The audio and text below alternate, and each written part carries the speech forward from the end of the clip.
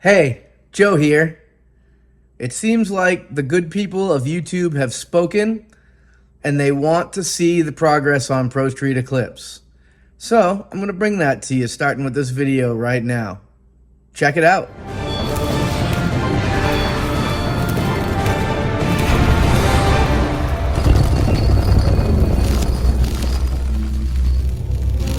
I'll start by bringing you back in time a few months to when my car was up at Fathouse Fabrication getting worked on, and when I went up there to pick it up.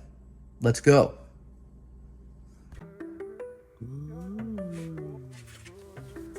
While my car was at Fathouse Fabrications, Jeremy took the time to send me some updates here and there so I could see what was being done to my car.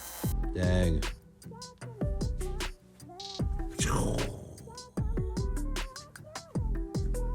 Box body! Dang. Well, I made it here to Fathouse Fabrications.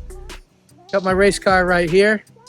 After I do Midwest drags with Jeremy in that Fox body, when we get back, I'll be loading up the race car in the trailer and heading back home. The updates were great, but it was nothing like seeing this work in person. This custom 2.5 gallon fuel cell is just amazing. Hand fabricated, fits perfectly, all the safety features included. The turbo is mounted out front just like I wanted it, with the intercooler below it, and Jeremy did a great job building the header for this kit. Wastegate placement is great, and dumping back into the up pipe is really cool. I love leaving the design up to Jeremy because he comes up with great ideas on how to do this stuff. That's why he's the professional. Here's a view from underneath the car where you can see some of the work more closely. Here you can see the custom front motor mount that Jeremy put together for me.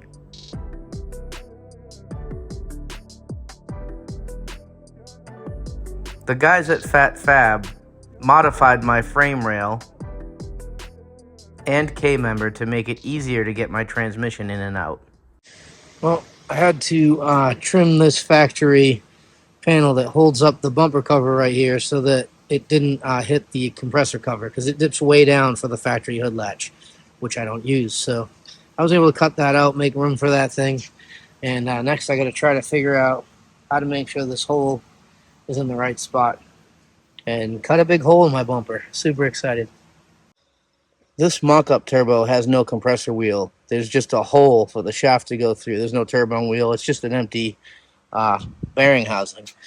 And what I've done here after my measuring is I have this metal rod that goes straight through where I found my center.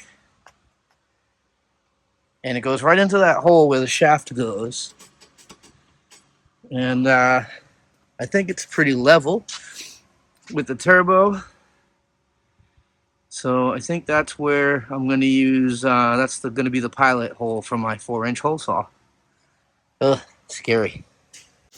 Well, this hole ended up a little bit lower than I would have liked it, but I can make it work. I'll do a little trimming and get a coupler that works in there, and I think I'll be good. These buttons, the pins that snap in the back, were located on some bracketry longs, like 1/4-inch dowel.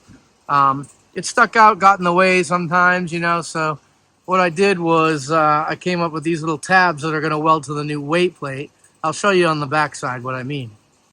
Here's the back side of the button, and here's the pin, and you probably can't see what I'm doing right now, but once I get that snapped in there, then that tab can weld right on the plate like that.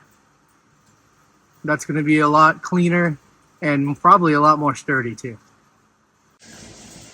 Down here under the car, behind the front end, I'm right under the engine here. There's not a lot of room up here to put a radiator anymore. So, time to think outside the box. If you turn around back this way, I think this is going to be the location for my new radiator.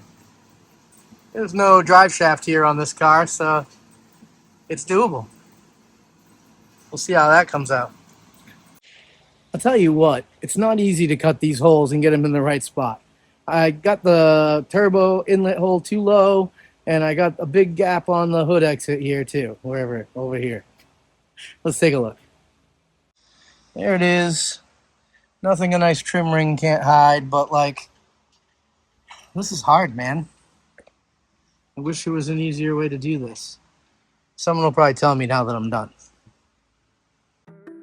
On the way to Fathouse Fabrications, I dropped off my block and head with my buddy Aaron, and he had his machine shop take care of the O-ring machine work for me, as well as hot tank the block up and prepare it to fill. These two fine gentlemen helped me drop out the mock-up motor. Turned out we only had half enough epoxy to fill the motor, so I had to finish filling it at home.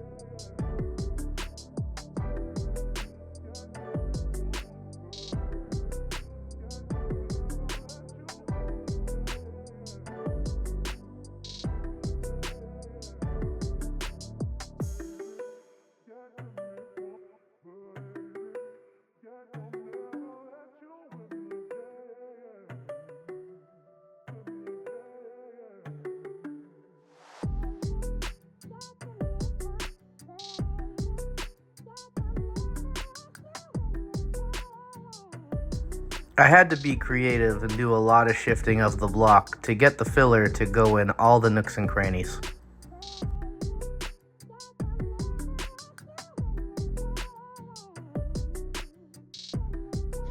So the old fuel system has been removed. You can see the old fuel cell from stock location, some fuel line, fuel filler, more fuel line. I removed the rear brakes a while ago. Brake lines were still in there with the fuel line, so that all came out. Tony helped me with that because he's the man. Andrew helped with that because he's a mechanic now. Yeah. And Jared helped with that because, I don't know, he wanted to play with gas or something.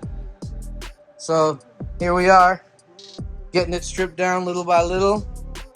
Ready to do some paint on this fab work.